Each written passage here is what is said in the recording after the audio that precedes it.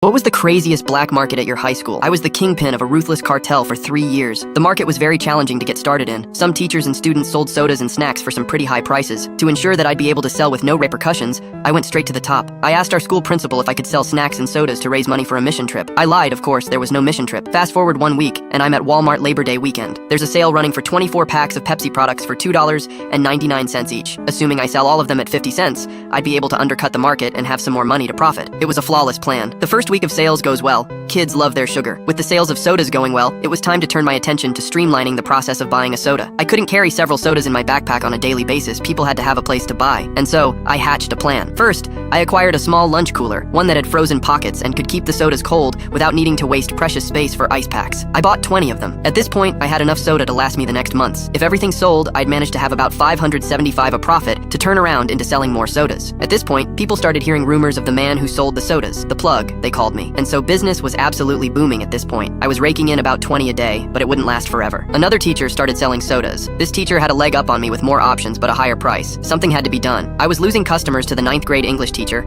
I couldn't let that slide. There was a solution. While this teacher sold sodas, she didn't have snacks. And that is what the kids really wanted. So I made a business trip. I had found a wholesale foods distributor about 3 hours away, so I borrowed almost $200 from my parents, telling them I'd pay them back in full with interest. I bought so many snacks: Twinkies, tasty cakes, Nutty Buddies, cosmic brownies, oatmeal cream pies. This was perfect. The items I bought were dirt cheap for shopping carts worth of them. And kids didn't check expiration dates when they were hungry. I purchased these and sold them each for 50 cents a pop. After a while, my competition bowed out. No one could sustain their business with me undercutting everyone. Enter junior year of high school. I've been working summers and making connections with friends. I've got 2 people who worked with me to build my empire into a flourishing network of sugar. With my plan hatched and new resources acquired, it was time to begin anew. It first started by selling the usual soda and snacks. Business was good, but I wanted to up the stakes, as new players had emerged, and they wanted a price of the pie. 2 Girl Scouts started selling cookies, and the competition was fierce. It became a game of who could control the classroom. The school was split, and I was losing corners in real estate. Then I met RK. RK worked at the local movie theater, and at the time, every Tuesday, there was a sale on all candy being sold. Employees could also use their discount and pay only 25 cents for a large bag of Skittles, something that would normally cost $5. Bingo. I found my way to cut out the competition, but I decided to go a step further. I had another sly friend named CW. CW worked at the local gas station beside my house. The routine was simple. I would walk in and buy 25 Tic Tacs for 50 cents. I'd then get a receipt for each transaction as I'd buy them separately. I'd then go home and complete the survey, saying how good CW was. In exchange, his boss would give CW these coupons for a free meal,